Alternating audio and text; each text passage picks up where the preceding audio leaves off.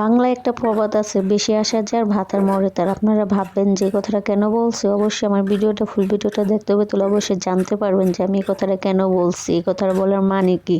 মানে অনেক আশা করছি, অনেক স্বপ্ন দেখছি যে রান্নাটা অনেক মজা করে রান্না করবো, এরকম যে একটা আমার ভুল হয়ে যাবে কখনো ভাবতে পারি না, বা এই জীবনের প্রথম এরকম একটা ভুল হয়েছে। পরে যখন আমি খাইছি তারপরে তখন বুঝতে পারছি যে আমি কি করলাম বোকামি। হ্যালো এভরিওয়ান, কি অবস্থা? আশা করি সবাই ভালো আছেন, আমিও ভালো আছি।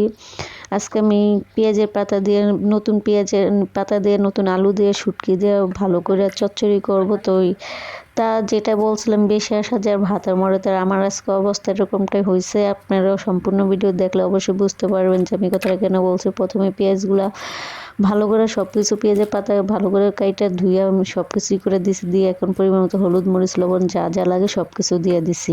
মানে বেশি আশা করছি যে আজকে রান্নাটা খুবই মজা করে রান্না করবো। রাত্রে থেকে প্রোগ্রাম করছি যে অনেক মজা করে রান্না করবো, পেঁয়াজের পাতা দিয়ে আর নতুন আলু দিয়ে সুন্দর করে শুটকি দিয়ে চচ্চড়ি করবো। এটা ভাইবা বাজার থেকে পেঁয়াজের পাতা হাফ কেজি 30 টাকা দিয়ে নিয়ে আসছি, যেটা আমার অনেক পছন্দ তরকারি। কিন্তু ভাইরে ভাই, এরকম একটা ভুল হয়ে যাবে আমার সাথে, আমি কখনো ভাবতেও পারি না, বা এরকম ভুল আমার সাথে কখনো হয় নাই। তো আশা করি ভিডিওটা দেখলে অবশ্যই বুঝতে পারি। দেখেন আমি কাঁচামরিচও দিতে ভুলে গেছিলাম, পরবর্তীতে পরে কাঁচামরিচ দিচ্ছি। দেন তরকারি কালার দেখলে কি আপনারা কিছু বুঝতে পারতেছেন?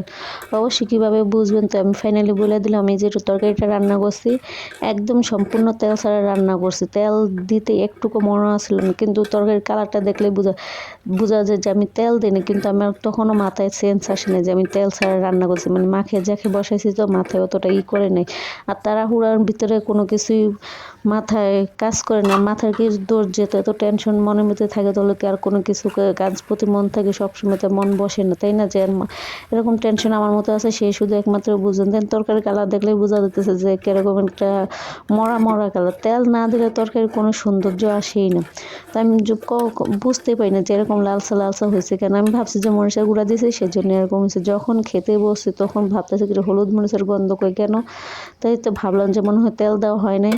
তো কি আর করবো, বেশি একটা ভালো হয় নাই খারাপও হয় না, যেহেতু রান্না হয়ে গেছে তাড়াতাড়ি সময়। এখন আবার আমি কাজের ক্ষেত্রে বের হয়ে যাবে, সেজন্য আর কিছু করার নাই। যা আছে কপালে তাই হয়েছে।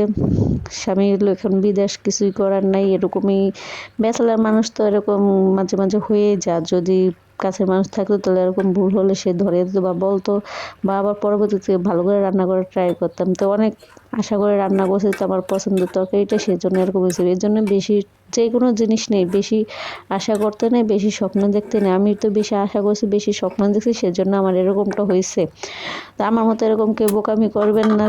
আর কার কার এরকম তেল ছাড়া রান্না হয়েছে অবশ্যই কমেন্টস করে জানাবেন। কিন্তু তরকারিটা বেশি মোটামুটি একটা খারাপ হয় নাই, ভালো হয়েছে। যে দেখেন তরকারি কালার দেখলে বোঝা যায়। তো আজকে ভিডিওটি এ পর্যন্ত, পরবর্তী আরেকটা নতুন ভিডিও নিয়ে চলে যাবে। আল্লাহ হাফেজ।